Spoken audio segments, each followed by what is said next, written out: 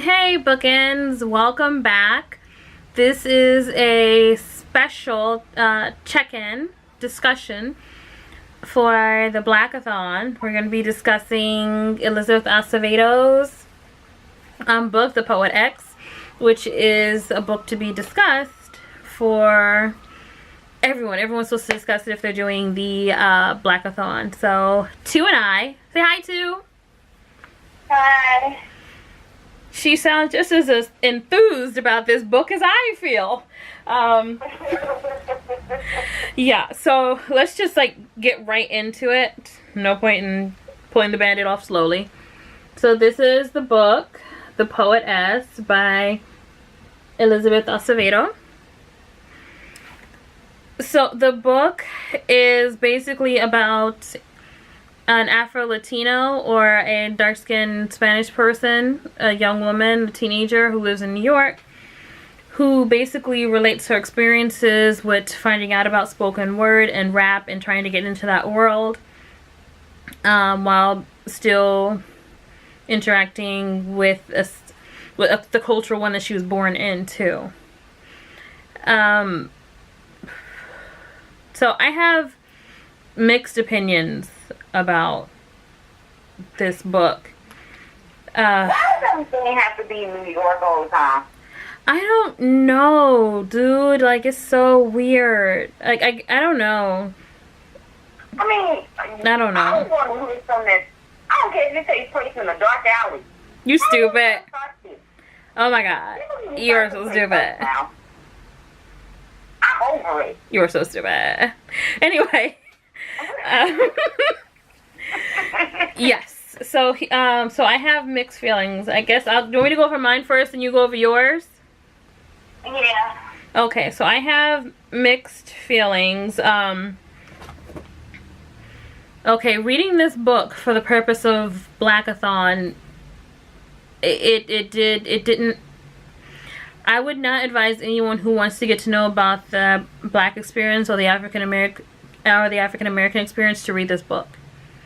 I would not at all. If you want to know about the Black experience, the African American experience, this is not the book for you to read.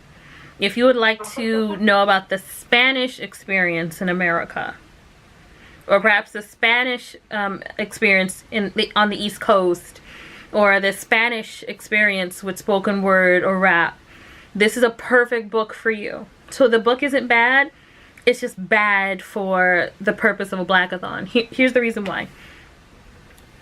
The books for the Blackathon, in my opinion, are supposed to either, if you're Black, bring you closer to your culture, bring me closer to my culture, help me to discover some authors that I probably didn't know who were either African American or write with African American protagonists, and to venture into a world where people who look like me and who act like me and have similar experiences to me are the focal point of it. When I read The Poet X, it made me feel alienated. So to give you an example, in the book it uses quite a few Spanish words, right, with no explanation to them. So if you've read just The Gilded Wolves, it'll mention French words and then sometimes it'll give it in context, or so you can kind of figure out what it is, or it will say what the word meant afterwards. So one, I didn't get lost in that because I wasn't expecting to see myself in it. It was just a regular book that I was looking, you find yourself in books sometimes through characters, but I didn't pick up that book with the intent of finding myself in it. With The Disasters, it had different words in it that were in English, and so I Googled them. Once again, I did not feel alienated because I didn't get the book with the intent of finding myself within it. When I picked up this book because it was for Blackathon, I was hoping to see a glimpse into my own culture, I guess, or find some kinship with someone else who was a part of my culture. And what I ended up feeling was alienated because it was using words that, as an African American, I didn't know, it wasn't native to me. And it kind of brought back some bad feelings. So when I was younger, I grew up in a predominantly Spanish area. And unfortunately, it was a very racist area. Some of them were my color, some of them were darker, but they would still be racist towards me and my family. I believe at the time there were only 5 black families in the area, and we were kind of spread out. And so they were very racist towards us. And my dad speaks Spanish fluently. I do not. Neither does my mom, my sisters, my brothers. Nobody speaks Spanish except for my dad. And so it was a very alienating feeling having people, you know, talk in front of you. Or I'll make it personal. Have people talking in front of me, saying things about me that I couldn't decipher until I got home and mentioned to Dad, like, hey, Dad, someone said blah, blah, blah, blah. What does that mean? Who said that to you? You know, so it was an alienating feeling. And reading this book, the author, I just want to put it out front. The author did not write this in a way to be alienating. She did not write this in a way to be exclusive or exclusatory towards anyone. But reading it, it brought back those kind of feelings for me, because this was supposed to be a month where I picked up and only read books for the Blackathon that made me feel included and a part of it. And instead, this book made me feel excluded. So for the purpose of the Blackathon, I would give this a 1.5 in a star range. And the 0.5 is just because how differently it was written, it was interesting. For the purpose of Goodreads or Amazon, which I'm not actually going to rate right now, because I don't think I have the mindset to be able to rate it fairly. I don't even know what I would give it. What do you think? Okay. How I feel about this is trying to distinguish certain parts. Because you have where the person is apparently of mixed descent. I'm of mixed descent. And as such, I know how to connect with folks. I find it stereotypical. Because it's asked to say, if you're black, this is what you do. Here's your labeling. And that is it. It's almost like you know how they say, like, you can only be a rapper or a football player. That is not all that black people do. Did you find any black experience in? I'm sorry, my cat just walked in the room because she's nosy. Yeah. But did you find anything in it that you could relate to? Like, I shouldn't say relate to, because we can relate to anything at all, but did you find anything that related to the African American experience in America?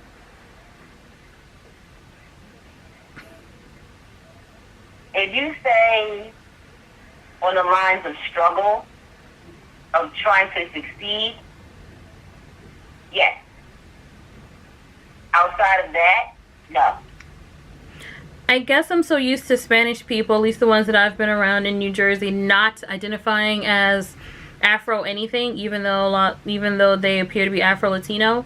I'm used to Spanish people around me not identifying as having African ancestry, as denying being, you know, blackness, as shaming blackness, as putting blackness down. Means I don't do it out of convenience, though.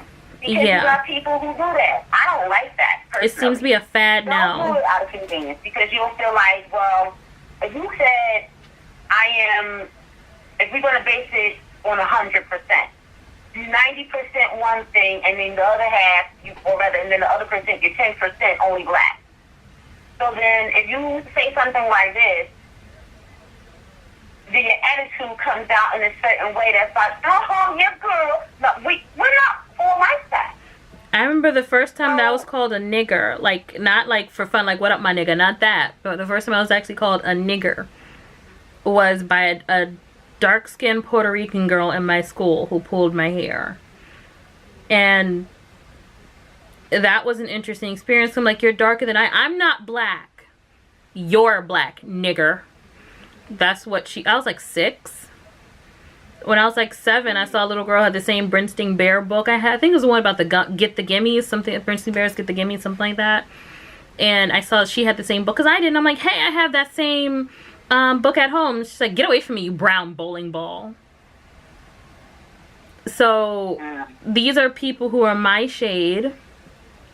Some darker, some lighter, who did not identify. I'm feeling bad even just thinking about it right now. I'm thinking about little me. Now I don't care. I'm grown and I don't care. But I'm thinking about how little me felt hearing that, and then being surrounded by people saying bad things. And I remember one girl smiled at me and said something, and I thought that she was being kind, like she was just, you know, giving me a nickname or something. When I told Dad what it was, he basically said it meant trash can. Like, it's the stuff you find at the bottom of a trash can. Not exactly a trash can, but the muck that you find at the bottom of a trash can. Not because I was smelly, or not because I was dirty, because I wasn't, but because I'm African American. And once again, these weren't people with blue eyes, blonde hair. These were people who looked similar to, I mean, hair texture different. Some people were a few shades lighter than me. Some were a few shades darker than me. Some were way darker than me. But the treatment was the exact same. So when I read this book and I'm trying to find kinship with it, I think I can't find the kinship with it, because it just feels like it's another exclusion. It's like someone who enjoys our culture. The girl in the book enjoyed our culture because she wanted to do spoken word, she wanted to do rap, but at no time did she say she was a part of our culture. And some people, I was watching other videos, some people are saying that it's just something that should be understood because of how the author looks. But growing up around predominantly Spanish people, that's not a given. Like, because you meet someone who's Puerto Rican or Dominican who has brown skin, they don't automatically say, yes, I'm Afro-Latino, and happy African American History Month, or happy Black History Month. They're not going to do that at all. They will tell you what they are. Exactly, and they're not going to put Afro anything to it. So it didn't feel... I didn't feel included. I felt excluded. I felt, it made like a knot in my chest. It made me feel excluded, like just another person who's enjoying reaping the benefits of our culture, but is excluding themselves from the trauma that goes along with our culture. That's what it felt like to me. Basically, as Esther said, the book is a waste of time. Yeah, so it's like, I know for some people they probably think it's beautiful, and it's okay to think it's beautiful. It's not a bad book. Once again now, it's just going back into the various forms of things that goes on.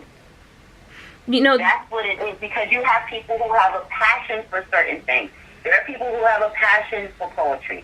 There are people who have a passion for rap. They love these things. They feel like, you know, when you hear it, you listen to the words and you feel like, oh, I can identify with these things in various ways. There's nothing wrong with that. It's understandable. It's a class.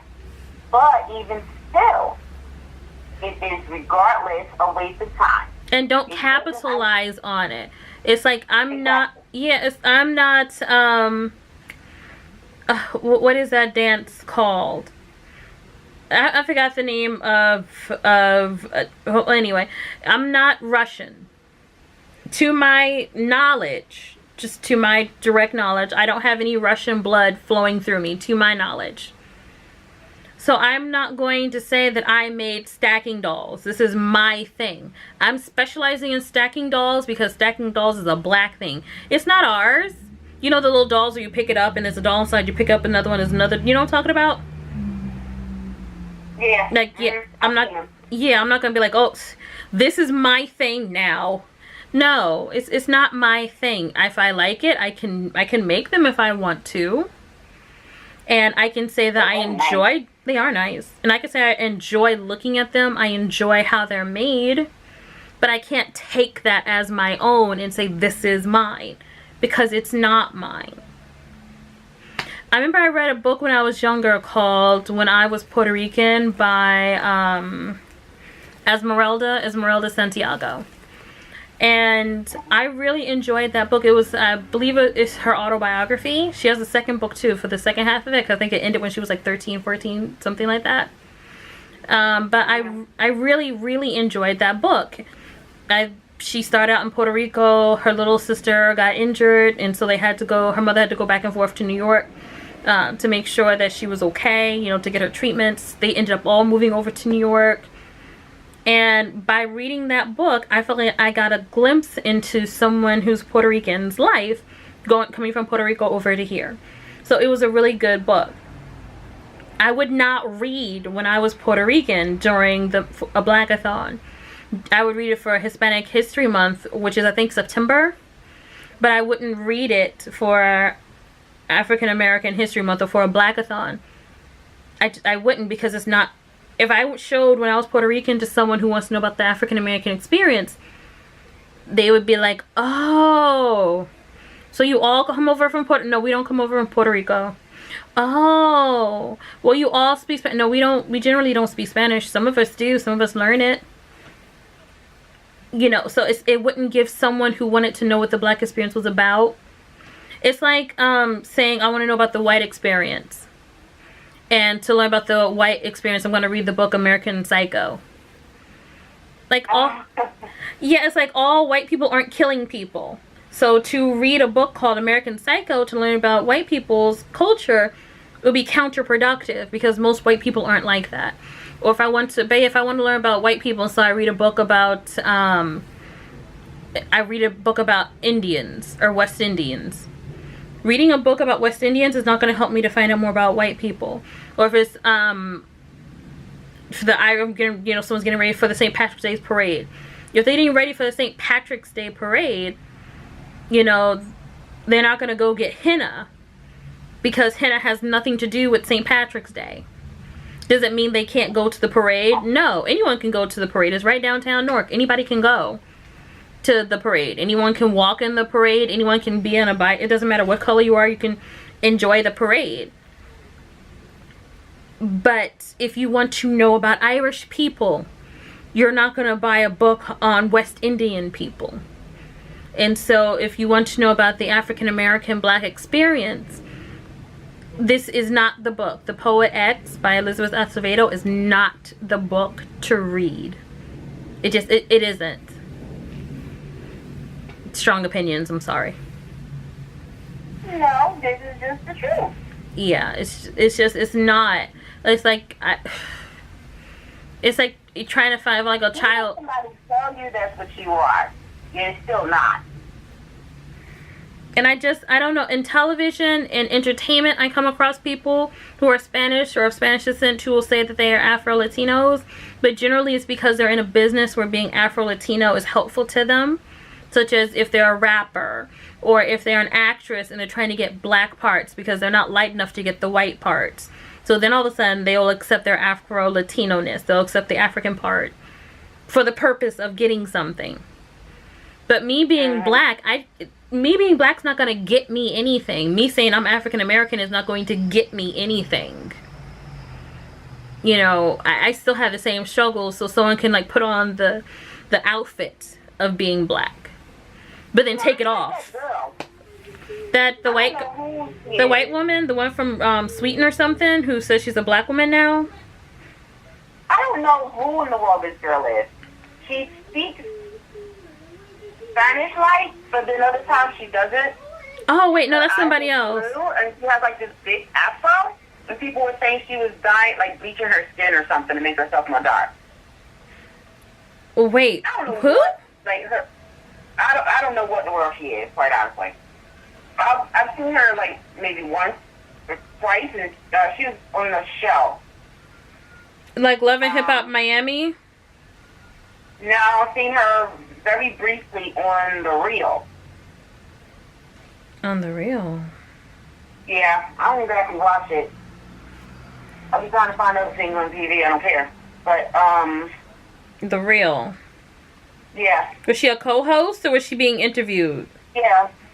A co-host? She acted as a co-host one day. And she's Spanish. Spanish or black. She says both, but... And she has an afro? Is that... Blue eyes and... Is it Amara La Negra?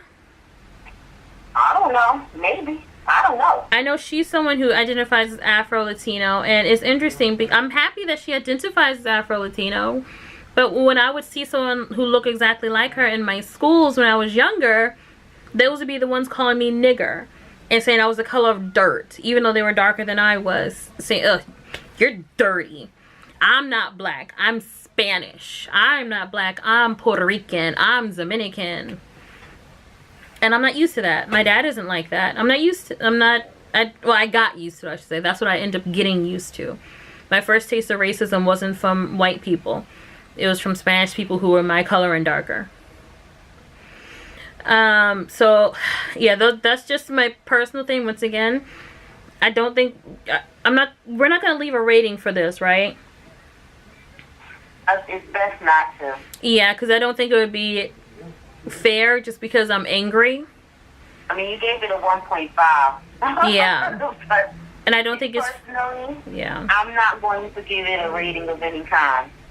Yeah, it's not fair. It's not, because I know the author, she never put out that she was writing this for the purpose of African Americans or for the purpose of the African American experience in America, or to give a glimpse into the black experience in America. She never expressly said that, so it's not her fault, and I don't want to rate the book based upon my feelings as opposed to based upon her intent for the book. Do you have anything else to say before we go? Yeah, but that's the thing about it still, though. We have like 2 minutes. Even though she didn't say that, you still put it out there as something for, you know, to be done. Well, she didn't do it, though. It was just a part of Blackathon. So the author, that's why I'm saying I'm not getting mad at the author. It doesn't make sense. It doesn't, but it is what it is, I guess. Book on your own given time at a later date. This didn't make sense. Doesn't make sense. Nope. But this is a discussion. So, you know, how do you feel about The Poet X by Elizabeth Acevedo? If you liked it, let us know in the comments. If you didn't like it, let us know in the comments. If it made you feel like, why was this being read for Blackathon? You can leave that in the comments too, because it is a discussion. Thank you so much for watching. If you like what you saw, like and subscribe. And 2? Yeah. All right. Thanks for dropping in, guys. Bye, bookends. Bye.